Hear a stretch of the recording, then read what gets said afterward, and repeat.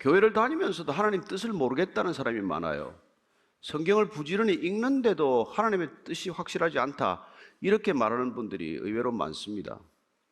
사실 그 말을 조금 곰곰이 뒤집어보거나 그 속을 살펴보면 뜻을 모른다는 것이 아니라 하나님의 뜻하고 내 뜻, 그게 늘 충돌하고 있어서 어쩔 바를 모르겠다, 그런 뜻이에요. 조금 더 솔직히 들여다보면 하나님의 뜻이 내 뜻하고 너무나 어긋나서 어떻게 하면 내 뜻을 하나님께 관철시키는 그런 방법이 없습니까? 그런 얘기를 묻거나 찾고 있는 사람이 상당수라는 것입니다. 하나님의 뜻은 한 번도 불명확한 적이 없습니다. 하나님의 뜻은 지극히 분명합니다. 하나님의 뜻은 변한 적이 없어요. 하나님의 뜻이 복잡해서 이 성경이 두꺼워진 게 아닙니다. 하나님의 뜻이 모호하거나 자주 변해서 이렇게 성경이 두꺼워진 게 아니라 하나님께 불순종하기 때문에 책이 두꺼워진 거예요. 이 책은 인간의 불순종의 유형입니다. 왜 분명한 그 뜻을 어떻게 저버리고 사는가, 어떻게 말씀대로 안 사는가에 관한 책이에요. 그렇게 안 살았더니 결과가 어떻게 되는가, 그 얘기를 우리가 귀가 닳도록 듣게 하는 책입니다. 뜻을 모른다고 얘기하는 건 어불성설이에요. 한 절만 기억해도 됩니다. 나 여호와가 거룩하니 너희는 거룩하라. 그 말대로 살아가는 게 우리의 신앙이란 말이에요. 그렇게 살아가는 총론 이하의 강론이 오늘 우리에게 주어진 이 말씀이라는 것입니다. 복잡할 것 하나도 없어요. 복잡하게 만든 건 다 이상한 사람들입니다. 그리고 복잡한 건 성경이 아니라 우리 자신이에요. 우리의 속마음이 복잡할 따름입니다. 그래서 오늘 이 16절 보십시오. 같이 한 번 더 읽읍시다. 16절 시작. 항상 기뻐하라. 성경에 명령어로 나오는 명령, 동사가 명령어로 되면 두 가지 뜻을 가지고 있어요. 하나는 우리가 그렇게 안 살고 있다는 뜻입니다. 그렇게 살고 있으면 뭐하러 명령하겠어요? 서로 사랑하라. 서로 사랑하는데 그런 명령이 왜 필요합니까? 절대 서로 사랑 안 하니까 내가 사랑한 가지 너희도 서로 사랑하라 명령하는 것이죠. 두려워하지 말라. 두려워하니까 그런 명령을 하는 것이죠. 네. 진리 안에서 자유하라. 아니 매일 속박을 향해서, 스스로 중독을 향해서, 스스로 사망을 향해서 달려가기 때문에 그런 명령이 주어지는 것이란 말이에요. 그래서 성경의 동사, 명령형 동사는 우리가 이렇게 실제로 그렇게 살고 있지 않구나, 이걸 반증하는 것이죠. 또 하나는 안 되는 걸 명령합니까? 우리가 하지도 못할 걸 뭐하러 명령을 해요? 그러니까 명령이 주어진다는 건 우리가 가능하다는 얘기예요. 어떻게 가능하다는 겁니까? 예. 그게 빌립보서 3장 1절 다시 한번 읽습니다. 시작. 끝으로 나의 형제들아 주 안에서 기뻐하라는 거예요. 내 안에는 기뻐할 일이 하나도 없지만 그리스도 안에서, 그리스도와 함께, 그리스도와 동행하며 그분이 보내주신 성령이 내 안에서 나를 인도하며 나는 그분 안에서 기뻐할 수 있다는 거예요. 네. 여러분, 이 기쁨이라는 건 정말 우리가 빼앗기지 않는 겁니다. 빼앗길 수도 없는 거예요. 근데 우리가 잘못 생각하면은 계속 헷갈리는 거죠.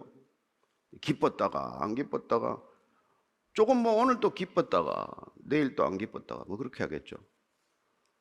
근데 그거는 우리의 감정이고 우리의 느낌이고 우리가 상황에 휘둘리는 까닭이고, 주 안에 있다는 것은 어떤 항상성, 변함없는 상태를 뜻하는 것이죠. 그래서 지금 바울은 고린도 교회를 향해서 이렇게 말합니다. 고린도 후서 6장 10절이에요. 시작. 근심하는 자 같으나 항상 기뻐하고 가난한 자 같으나 많은 사람을 부유하게 하고 아무것도 없는 자 같으나 모든 것을 가진 자로다. 사람들이 볼 때 저 사람은 근심거리에 둘러싸여 있는 사람이다. 걱정할 일이 한두 가지가 아니다. 모든 게 저 사람은 걱정투성이다라고 말할지 모르지만 그러나 본인은 항상 기뻐한다는 거예요. 가난한 자 같으나 가진 것도 별로 없는 것 같은데 많은 사람을 부유하게 하는 사람이라고 말합니다. 뭘 가져서 남을 부유하게 합니까? 아니잖아요. 가진 사람 너 남의 걸 뺏어갔으면 뺏어가지 뭘 남을 부유하게 합니까? 부자가 돈 쓰는 거 보셨어요? 돈 안 써서 부자 됐는데. 많은 사람을 부유하게 하는 건 가난해 보이는 사람들이에요. 아무것도 없는 것 같은데 모든 것을 가졌다고 말합니다. 그래서 기쁜 거예요. 겉으로 보이는 것과 다릅니다, 여러분. 오늘 이 사도 바울의 명령은 교회에 대한 명령, 한 개인의 명령이라기보다도 공동체에 주는 명령이기도 해요. 교회여 항상 기뻐하라. 교회여 기쁨을 잃지 말아라. 그런 명령이기도 해요. 17절입니다. 시작. 쉬지 말고 기도하라. 쉬지 말고 기도하라. 어떻게 24시간 무릎 꿇고 기도하라는 겁니까? 그 얘기가 아니잖아요. 여러분, 항상 기뻐하고 있다는 것은 여러분 놀랍게도 그 기쁨은 주님과 동행하는 표시란 말이에요. 주님의 주되심을 인정하고 나의 인간됨, 나의 연약함을 인정하는 태도를 말하는 것이죠. 그래서 기쁨은 그림자와 같아요. 태양을 향해 서 있으면 태양은 반드시 내 뒤에 그림자를 만들어요. 빛 가운데 나오면 빛은 우리를 뒤에 그림자를 남긴단 말이에요. 그래서 우리가 하나님을 향해 서 있으면 우리 뒤에 그림자처럼 따르는 게 기쁨이란 말이에요. 내가 기쁨이 없습니다. 하나님을 향해 서 있지 않기 때문에 기쁨을 잃어버리는 거예요. 구름이 태양을 가려서 그림자가 사라지듯이 내 근심 걱정이 하나님을 못 보게 하고 내 온갖 탐욕과 욕심이 나를 눈을 가려서 빛이 안 보이더니 내 뒤에 당연히 있어야 할 그림자까지 사라져버린 거란 말이에요. 그래서 하나님을 향해 서 있지 않는 사람은 기쁨, 참된 기쁨이 없어요. 참된 기쁨을 모르면 쾌락에 말려듭니다. 기쁨을 모르니까 쾌락주의자가 되는 거예요. 우리는 기쁨주의자지 쾌락주의자가 아닙니다. 기쁨을 맛보는 사람은 쾌락을 멀리하게 돼 있어요. 세상 사람들이 다 기쁨이라고 말하는 것, 그건 쾌락이란 말이에요. 가짜란 말이에요. 그건 즐거움이란 말이에요. 잠시의 즐거움은 맛볼 수 있겠지만 그러나 그게 여러분 꺼지지 않는 불처럼, 끊어지지 않는 생수처럼 그렇게 솟아나는 기쁨은 아니라는 것을 잘 알지 않습니까? 따라서 그분을 향하여 항상 서 있는 태도, 그건 기쁨이기도 하지만 자연스럽게 그 기쁨은 기도라는 것을 알게 됩니다. 따라서 기도는 절대 의무가 아니에요. 기도는 단지 손 들고 기도하는 것만이 아닙니다. 단지 2시간, 3시간 앉아있는 게 기도 많이 했다고 말할 것도 없어요. 기도는 그분을 향해서 늘 향해 있는 태도를 말하는 것입니다. 구원이 그분으로부터 비롯되었다는 것, 나는 연약하고 그분은 전능하신 분이라는 것, 그걸 아는 것, 그분을 향해 늘 향해 있는 태도, 그래야 여러분 항상 기도하는 태도에 머물러 있는 것, 그게 항상 기도하라고 하는 이유란 말이에요.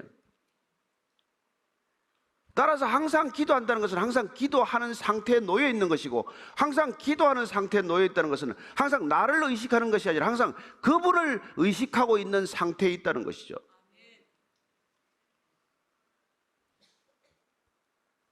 기도의 자리에서 항상 내 생각을 하고 있는 건 기도가 아니에요. 넋두리지. 내 문제를 해결해달라고 그렇게 떼를 쓰는 건 어릴 때는 기도 분류에 들어가면 기도겠지만, 그건 마치 성인 되어서도 맨날 나이 40, 50이 되어서도 부모한테 껌 사달라고 저런 애나 마찬가지죠. 어떻게 해야 쉬지 않고 기도합니까? 그래서 기쁨을, 의무를 지나서 기쁨에 이르는 길, 그걸 기도라고 말해요. 팀 켈러 같은 목사님은 그렇게 정의합니다. 의무를 지나서 기쁨에 이르는 길, 기도는 그런 길이라는 거예요. 그래서 많은 기도는 여러분 경청입니다. 많은 기도는 침묵이에요. 많은 기도는 대화하고 교제입니다. 잠잠히 앉아서 그분을 바라보는 것, 그것으로 충분할 때가 있어요. 꼭 입을 열어 말해야 됩니까? 아니란 말이에요. 그래서 우리가 항상 기도의 상태에 있는 것은 항상 그분이 내 안에 임재하고 있음을 의식하고 있는 상태에 말하는 것이고, 물론 특별한 시간을 내서 특별한 장소에서 우리가 골방에 앉아가지고 기도할 수 있어요. 그건 기도 아니라는 게 좋은 기도예요. 그러나 오늘 우리가 그리스도인 됨을 드러내는 것은 어떤 기도, 종교인들의 기도보다도 이건 중요한 기도하는 태도란 말이에요. 수많은 종교들이 수많은 기도를 하지만 그리스도인의 참된 기도는 늘 그분이 내 안에 머무르 있는 상태, 임재의 상태를 의식하고 있는 것, 그분과 동행하는 것을 한순간도 의심치 않는 것, 그분이 어떤 응답을 내게 주더라도 전적으로 신뢰하는 것. 따라서 기도는 드리기 전에 응답되었다는 것을 알고 기도하는 것이죠. 놀랍게도 요한복음 11장 나사로 저 장면 한번 보시죠. 41절 42절입니다. 시작. 돌을 옮겨놓으니 예수께서 눈을 들어 우러러보시고 이르시되 아버지여 내 말을 들으신 것을 감사하나이다. 항상 내 말을 들으시는 줄을 내가 알았나이다. 그러나 이 말씀 하옵는 것은 둘러선 무리를 위함이니 곧 아버지께서 나를 보내는 것을 그들로 믿게 하려 함이니이다. 항상 내 말을 들으시는 줄 알고 있습니다. 입을 열어 늘 말하는 게 아니라 그분의 뜻 안에 있기 때문에, 그분의 뜻을 이루는 것을 내 기도 제목으로 삼고 늘 있기 때문에 늘 기도하는 상태, 하나님의 뜻이 나를 통해서 이루어지는 것이 기도에게 삶의 전부이기 때문에 항상 내 뜻이 아버지의 뜻과 일치하고 있다는 것을 내가 알기 때문에 그 뜻은 이미 아버지의 전능하심으로 인해서 이루어지고 있다는 것을 내가 알고 있습니다. 그래서 감사하는 거예요. 감사부터 하는 거예요. 오늘부터 여러분들 이 기후로 남은 시간, 올해가 2024년에 기도하라로 시작이 됐는데 반드시 감사 기도하고 한번 기도해 보세요.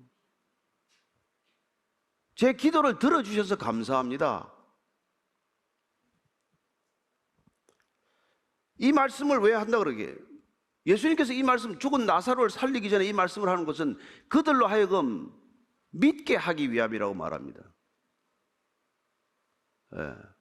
따라서 감사와 기도는 믿음과 하나라는 것을 알게 돼요. 믿는 만큼 감사할 것이고 믿은 만큼 기도할 것이고, 그렇게 믿음으로 드린 감사와 기도는 아버지의 뜻을 이루어 드리게 될 것이고, 그 아버지의 뜻을 이루기 때문에 하나님을 영광스럽게 할 뿐만 아니라 하나님께서 그 또한 영광스럽게 하실 것이다.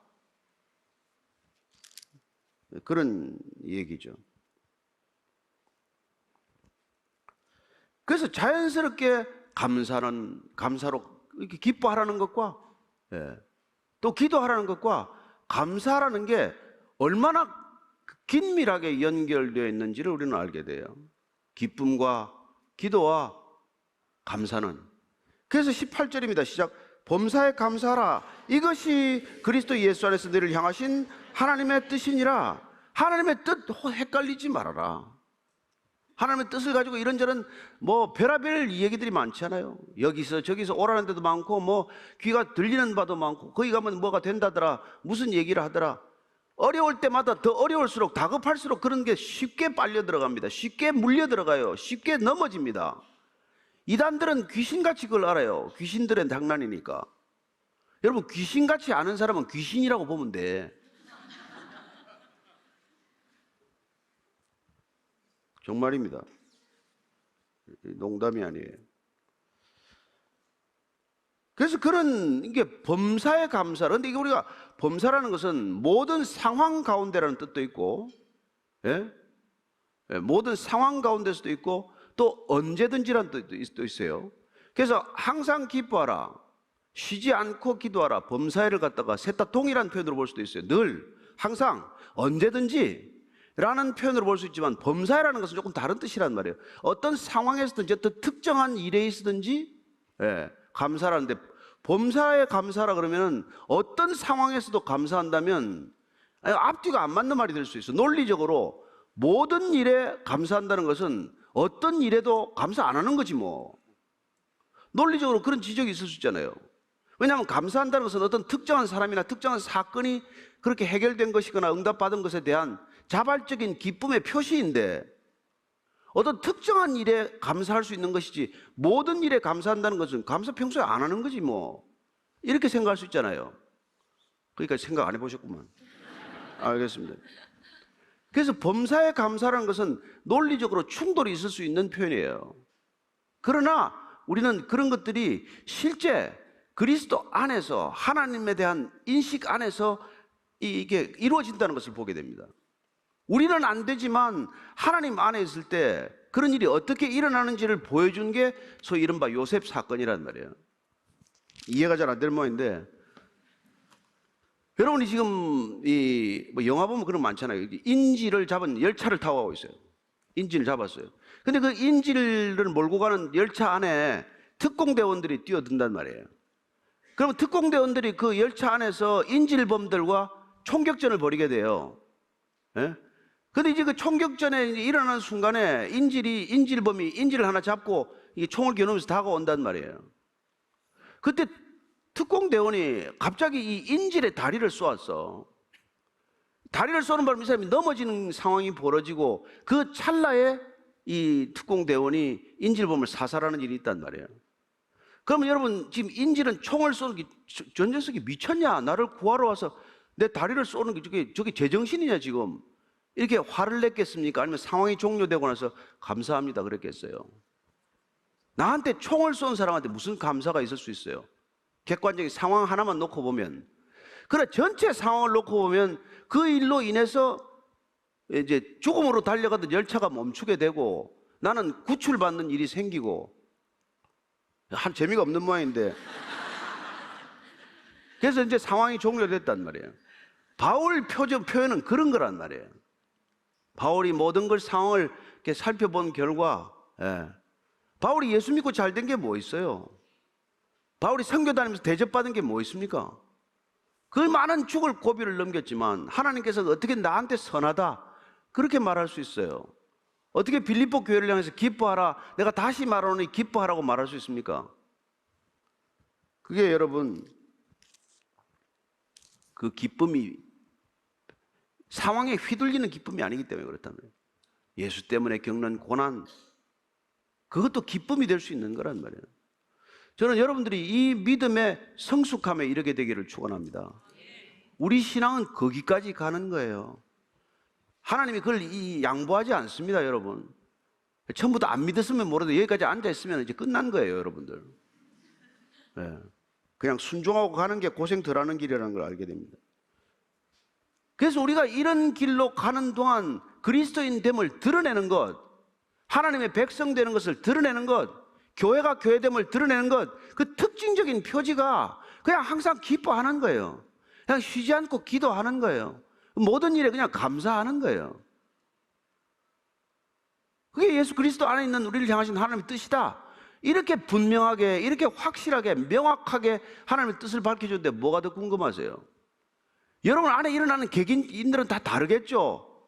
뭐 죽을 것만 같은 상황도 있고 당장 죽을 것만 같은 일들이 있겠지만, 그러나 그런 가운데서도 여러분들이 이 본문 말씀을 대했다면, 내가 그리스도인이라고 감히 주장한다면, 그러면 하나님의 선하신 뜻을 믿고 궁극적으로 그분이 우리를 데려가고자 하는 것이 어딘지를 알고, 그리고는 이 모든 상황을 해석하는 눈이 열려야 된단 말이에요.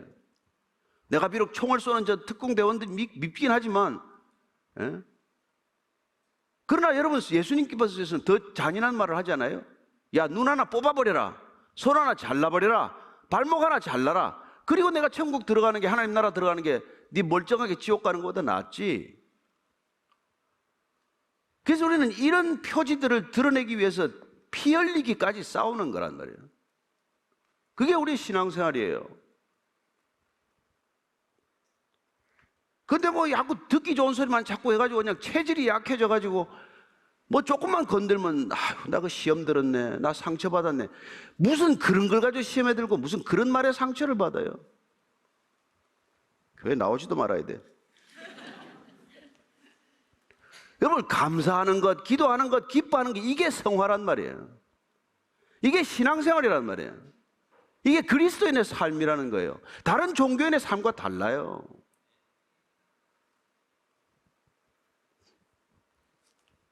그런 일상의 영성, 우리 삶에서 늘 부딪히는 하루 종일 복닥이는 이 삶 속에서 그래도 기뻐하기를 결단하고 말이죠. 아니, 애쓸 것도 없어요. 예수님께서 가지에 붙어 있기만 해라. 그러면 성령의 열매가 사랑과 희락과 화평과 오래 참음, 자비, 양선 이런 게 주렁주렁 열릴 것이다. 붙어 있기만 하면, 그분이 내 안에 계시기만 하면, 내가 태양을 향해 서 있기만 하면 그냥 그림자처럼 그런 것들 다 항상 따라다니는 거예요. 따라다니는 거.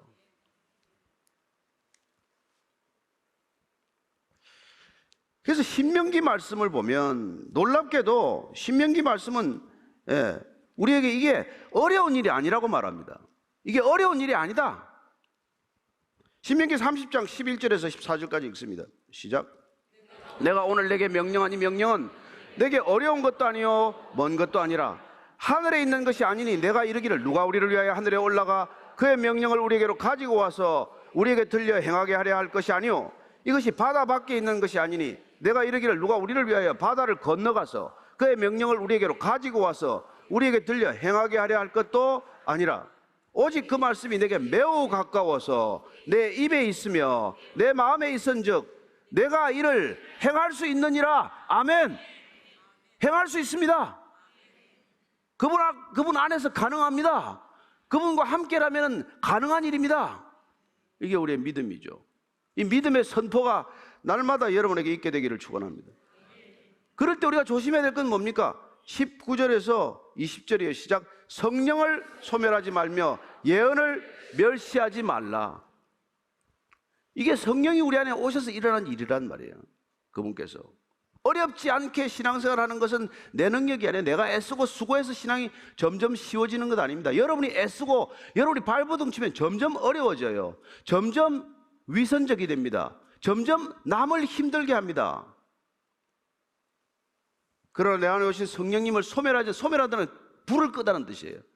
성령의 불을 끄지 마십시오. 내 안에 있는 성령의 불을 끄지 말라는 거예요. 불이 없거나 불이 꺼지게 되면 무슨 일이 일어날까요? 갈라디아서 5장 19절에서 21절입니다. 시작. 육체의 일은 분명하니 곧 음행과 더러운 것과 호색과 우상 숭배와 주술과 원수 맺는 것과 분쟁과 시기와 분냄과 당짓는 것과 분열함과 이단과 투기와 술 취함과 방탕함과 또 그와 같은 것들이라 전에 너희에게 경계한 것 같이 경계하노니 이런 일을 하는 자들은 하나님의 나라를 유업으로 받지 못할 것이요 성령을 소멸하는 사람, 성령을 순종하지 않는 사람들은 이런 삶에 머물러서 일생이 이러다 끝나는 거란 말이에요. 육체의 일이 현저하게 나타나는 것, 왜 그렇게 집에서 부부싸움을 하고 왜 자식들하고 그렇게 복대이고 왜 그렇게 여러분 문제를 일으킵니까? 육체의 일이에요. 왜 교회가 다투고 싸우고 왜 교회가 시끄럽습니까? 육체의 일이 현저히 나타나는 것이죠. 성령을 거스르는 것 때문에 그런 일이 일어나는 것이죠. 주님께서 우리 안에서 그들도 하나가 되게 해주시옵소서 그렇게 기도하셨는데 그 교회가 안에서 싸우고 시끄러운 일이 일어나겠습니까?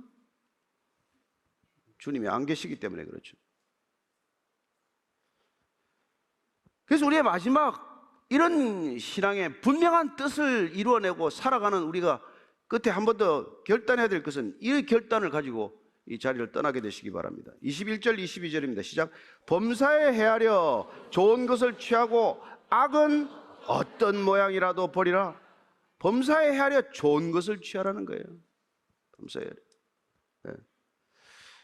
헤아려. 이때 범사는 성령으로서 일어나는 모든 일들을 헤아려보고 시험하고 분별하고 테스트해가지고 좋은 걸 취하라는 거예요. 영적 분별력을 항상 가지라는 겁니다. 그래서 오늘 전체를 관통하는 말은 깨어있으라. 항상 하나님 앞에 깨어있으라는 거란 말이에요. 주님 앞에 깨어있을 때 우리는 기뻐할 수 있고 기도할 수 있고 감사할 수 있는 뿐만 아니라 성령께서 무슨 뜻을 우리에게 가지고 계신가 하는 걸 우리가 분별할 수 있게 된다는 것이죠. 여러분, 영적인 일은 우리를 깜빡깜빡 속이는 일이 수도 없습니다. 신학자 핸드릭슨의 표현에 따르면 반드시 미라를 뿌리면 사탄이 와서 가라지를 뿌리게 되어 있다. 영적인 법칙이에요. 핸드릭슨이라는 신학자가 정리한 겁니다. 교회가 세워지면 반드시 사탄은 그 안에 자기도 마치 토끼굴 같은 사탄의 전을 만든다는 거예요. 옆에 세우든지 지하에 파든지 지붕 위에 짓든지 반드시 사단이 교회를 회방하는 게 있다는 거라는 거예요.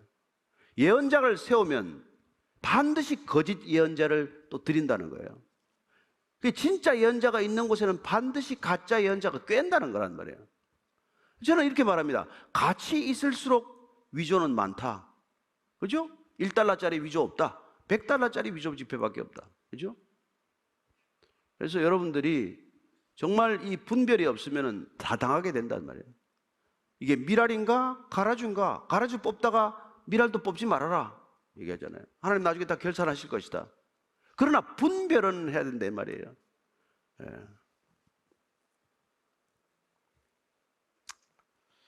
그런 분별을 우리가 하게 되면 주님께서는 우리에게 선한 삶으로 인도하실 것입니다. 저는 여러분들이 올 한 해를 잘 마무리하기 위해서 오늘 이 추수감사절에 주신 이 말씀을 기억하고 항상 기뻐하시기를 바라고 쉬지 않고 기도의 상태에 놓여 있기를 바라고 모든 일에 모든 상황에 처하더라도 항상 감사할 수 있게 되기를 바랍니다. 이게 쉽지 않은데요. 아니요. 내가 할 수 없는 일이어서 쉽고 어렵고 문제가 아니에요. 내가 죽어야 가능한 일이고 내가 성령님께 순종해야 가능한 일이지 다른 방법 없습니다. 신앙생활 내 힘으로 하면 끝까지 못 갑니다. 절대 신앙생활은 내 혼자 힘으로 할 수 없기 때문에 주님께서 십자가에 달리셨고 성령을 보내주신 줄로 믿으시기 바랍니다. 그분이 오셨다는 것 그 자체가 감사한 일이고 그분이 우리에게 약속하셨다는 것 그것보다 더 감사한 일이 없으며 무엇보다도 그분이 성령을 통해서 우리와 동행하시겠다고 결정하신 것보다도 우리 인생에 더 감사할 일은 없습니다. 여러분이 구원을 날마다 확신하시고 날마다 구원을 이루어 드리시기를 원하고 끝내 구원의 완성에 이르게 되시기를 축원합니다.